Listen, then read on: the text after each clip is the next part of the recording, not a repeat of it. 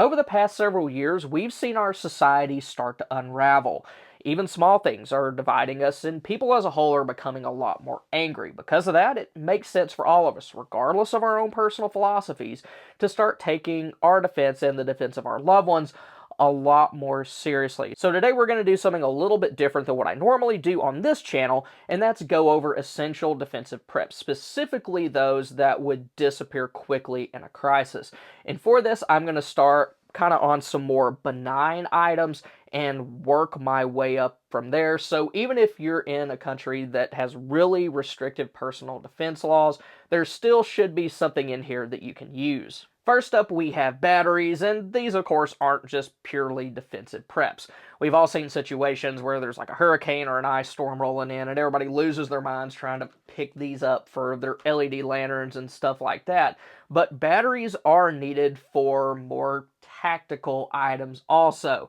Take my Aimpoint Red Dot, for example. It uses this weird fat button cell battery that I've never seen anything else use, at least that I own. So it's not something that I can just go to Walmart and pick up on a whim. I either have to order it online or go to a special battery store. So if you have anything like that, then you probably want to have at least a few on hand so that you'll have them if you need them.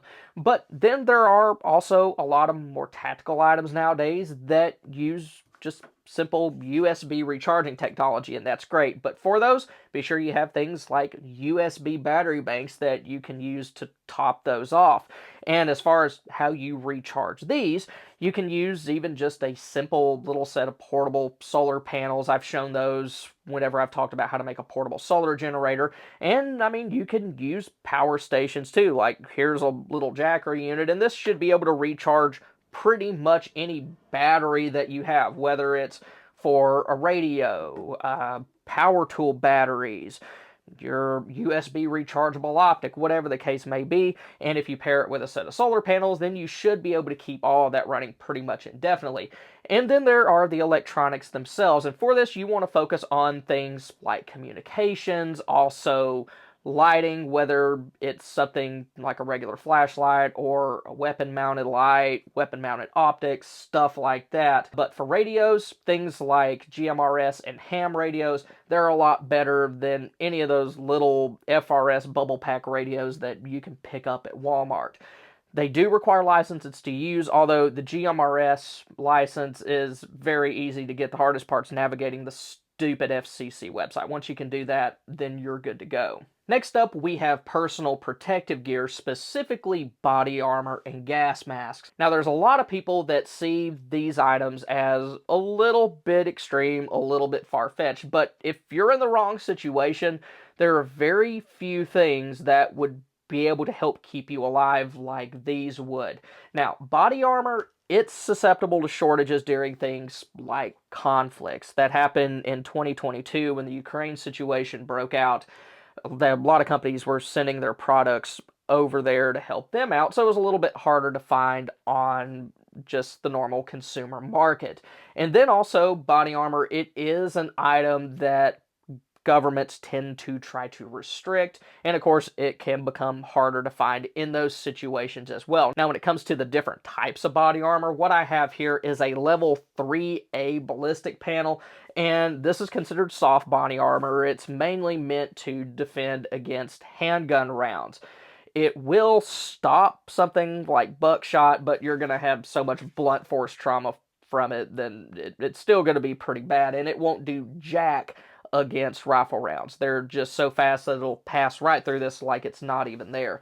If you're concerned about having to go up against somebody with a rifle, then you're going to need something like level 4 ballistic plates. Those are made of either like ceramic or steel, and those are a little bit more expensive, but they do provide more protection. Next up, we have gas masks, and these tend to get harder to find in a few situations. First off, if there's wide-scale civil unrest, people will start buying these up, and then also if there's wildfires, people want to have these too. And then the third one is large government purchases. I mean, obviously, if the government's buying up a large portion of a company's inventory, then there's going to be less available for the consumer market. So these aren't items that you want to wait until the last minute to get because you might not be able to find them. Now, if you get a gas mask, you're going to want to have filters to go with it. These filters, they don't last forever, but ones like this NBC 77 SOF filter can remove chemical, biological, radiological, and nuclear contaminants. So realistically, most of the things that you could reasonably expect to run across. But if you're wanting a filter that can remove carbon monoxide and smoke, then you're going to need to step it up to something like a VK530 filter. Next up, we have home fortification supplies, because people are going to panic buy anything that they can use to fortify their home if there's something like a major hurricane on the way, or if there is major civil unrest in their area. First and foremost, there's plywood. Of course, people use this to board up their windows before storms, and also plywood can be an effective defense from keeping somebody from breaking into your house or throwing something like a Molotov cocktail through your window. Of course, I mean, it's still flammable, so that's not good. Then also there's lumber that can be used to reinforce doors. Like if you get a barricade bracket kit, then you can use a 2x4 to make it harder for somebody to get through your front door. And then they can also be used to make other fortifications as well. And then there's also fasteners, things like nails and screws that you would actually use to secure plywood to your house, build fortifications and stuff like that. But if things get really bad, then things like barbed wire, hardware cloth, and stuff like that could be useful. But something to consider with that is if you start using it, then that is going to draw attention to you. So it's one of those things that it is useful, but it may have unintended consequences as well. Then it's also a good idea to have some other physical security related preps too. Getting a door reinforcement kit is a very good way to make your door a lot harder to kick in. Of course, people will still probably be able to get in eventually, but it'll just give you a lot more reaction time, which is always valuable. If you have quite a bit of money to spend, then you can put shatter resistant film on your windows. That does need to be installed properly, and it can get pricey, but it's not bad to have by any stretch of the imagination. Then there's other things like battery operated motion sensors that you can keep outside if you want sort of a backup to your normal home security system, or you just want a cheap home security system. Then things like magnetic door and window alarms are always good to have. Next up, we have firearms, because when it comes to defensive tools, nothing is even remotely as effective as these are. And when it comes to prepper guns, you have rifles, you have handguns, and then you have shotguns. I will say, though, that something like an AR or a handgun is going to be a lot more user-friendly for most people, and even newer shooters, than a shotgun will. Shotguns, they just have a ton of recoil, and that can be hard on people that don't have a whole lot of experience, and also people that are smaller frame. Probably the most user-friendly one, at least for beginning shooters, is going to be something like an AR-15. They have very, very little recoil, and once you figure out how just they work mechanically and how to load them, unload them, work the safety and stuff like that, then they're really not that hard to shoot at all. My wife's first trip to the gun range ever, once I let her shoot a 22 a little bit, she moved straight onto this and didn't have any issues at all. Now, as far as the firearms that tend to disappear first during panic buying or a crisis, it's going to be these. It's going to be your AR pattern rifles, also things like AKs, any semi-automatic defensive rifle, followed by handguns. When it comes to rifles, your larger bolt-action hunting rifles are probably gonna stick around a little bit longer. So long after your ARs and your AKs get scooped up,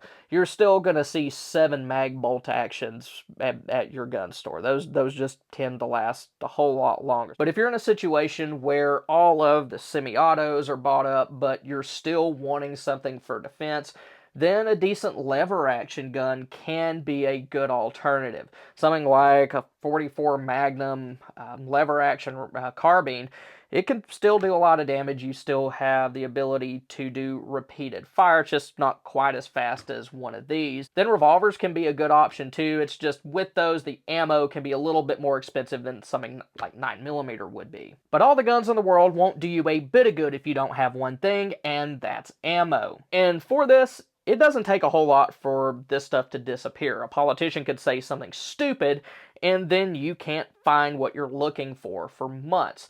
That's one thing I experienced firsthand right when I first got into shooting. I just turned 21, so I was looking for stuff for my 9mm so I could practice. And that was right at the end of 2008, beginning of 2009. And the political situation for buying guns and ammo wasn't all that friendly. Of course, I experienced it again in 2012 and 2013. So my first years where I could actually buy what I wanted, it was pretty hard to find stuff. But the first calibers to vanish for pistols are going to be things like 9mm and 45 ACP, and then when it comes to rifle calibers, you're going to have things like 223 5.56 and also 7.62 by 39. And the reason for that is just because that's what most people use, and when people go out and shoot them, they tend to shoot them in higher volumes than they do something bigger, like 7 mag for rifle. Now, there are some handgun calibers that I've noticed tend to stick around a little bit longer than the others. Probably the biggest one is going to be 40 Smith & Wesson. It's one of those that companies produce a lot of because there's a good chunk of people that shoot them, but there's not as many as shoot something like 9mm, so it'll stay on shelves a little bit longer. Then something like 10mm, which even fewer people shoot, will stay on shelves a little while longer. But the kind of catch with especially things like 10mm, your bigger stuff like 357 Magnum, 44 Magnum, is that once it disappears, it may take a little bit longer to get back on shelves because these companies, they're going to prioritize stuff that they know that they can sell the living snot out of. So stuff like 9mm, even though it might sell out pretty quick, is going to come back quicker too, just because these companies know that it's a sure bet that they can make money off of. Then when it comes to shotgun ammo, your cheap bulk pack stuff is going to go pretty quick, along with things like buckshot and slugs that can be used for hunting and defense. Now, the stuff that I've seen hang around the longest tends to be your more expensive bird loads, and that's for two reasons. First off, they are pretty darn expensive, so people aren't going to want to buy a whole lot of them. And then also, birdshot really isn't that good for defense. I mean, I wouldn't want to get hit by it, but people tend to prioritize stuff that's cheap and then stuff that hits hard, like buckshot and slugs. Then another thing that people will scoop up that would be good to have is reloading components. That's, I mean, if you can reload. So what tends to go first is going to be primers. Primers, I mean, they're one of those things that, especially around like 2012 when I was getting into reloading, I just could not find them. Then powder is going to come in close behind that. Bullets and brass usually aren't as bad, but if things get really hairy, then you probably won't be able to find those too easily either. But the good thing with brass is that you can reuse it. But when it comes to actually how much of specific calibers you should be stockpiling, I did a full video on that on my other channel, and I'll be sure to put up a card either here or here so that if you want to check that out, then you can. Then after that's magazines, and these are important since they allow your semi-auto firearm to operate as they're intended to. And the bad thing about these is that they're subject to shortages, and they're also one of the first things that politicians try to ban. So it's important that you have a good supply of them. Then on top of all that, they're also wear items. If you use a magazine enough, then its spring can wear out. If you're doing drills or practice where you're dropping the magazine on the ground, then that is going to accelerate that wear and reduce its lifespan. I'm not saying that you shouldn't be doing those things, but if you are doing them, then you should have extra magazines to make up for the fact that the ones you have are going to wear out quicker. And for this, prioritize the guns that you would actually stand the greatest chance of using for defense. So for me personally, I have a lot of magazines that can fit a CZ75 compact because that's my carry gun. I shoot it the most. I don't have quite as many for my Glock 20 just because, I mean, that's not my first line gun that I use. This is really more of a woods gun that I would use in case, feral hogs, or if I just, want something more powerful. A good rule of thumb for handguns is at least 7 magazines. Of course, if you want to have more than that, then go for it, but that's sort of a bare minimum. And then a bare minimum for rifles is somewhere around 10 to 12. That'll allow you to have 1 in the gun, 6 in pouches, and then have a few extras. Of course, like with handgun mags, if you want more, then rock on. But those are just kind of some, minimum guidelines that are, fairly reasonable. Then another defensive prep that's good to have that a lot of people overlook is going to be spare parts.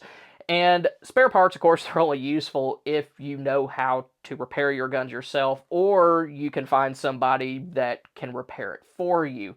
But if you have those, you're going to stand a much better chance of being able to keep your firearms running long term. Even just a few weeks ago, I had a trigger return spring in one of my handguns break, and I had some spare parts. I have tools that allow me to change out those parts quickly, and I was able to get that gun up and running again in under 30 minutes. And a lot of that time was just me spent scratching my head because I hadn't changed out that part in like 8 years or something like that.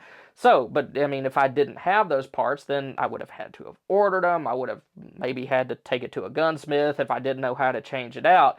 But if you have those parts and you know what you're doing, then it can really help you be a lot more flexible and keep stuff running when you otherwise might not have been able to. Now, like I said earlier, I know that this is a little different than what I normally do on this channel, but there's a couple reasons for that. First off, it's good information to have, whether you're part of my audience over here or over on my Reloaded channel. But then also the second reason is I'm just going to be totally honest with y'all. Keeping up with 2 channels is extremely difficult. So I'm starting to consider whether or not I might want to put some of the content that I would have over on that Reloaded channel that's a little more, tactical gear, kind of firearms related, over on this channel too. So if that's something that you would like to see more of over here, then be sure to let me know in the comments. And also, I mean, if you would rather me just keep it over there, then, feel free to drop that down there to just, be respectful and all that. I'm sure there's kind of going to be a bit of a mixed bag there, but I do want to cover these kinds of topics. But like I said, the whole keeping up with 2 channels thing, it's extremely difficult, especially, doing a good job at both. Now, if you want to see the 50 best preps under $50 in 2026, then click here. Or if you want to see items that you should buy before March 1st, then click here. Thank y'all for stopping by. Y'all have a good one.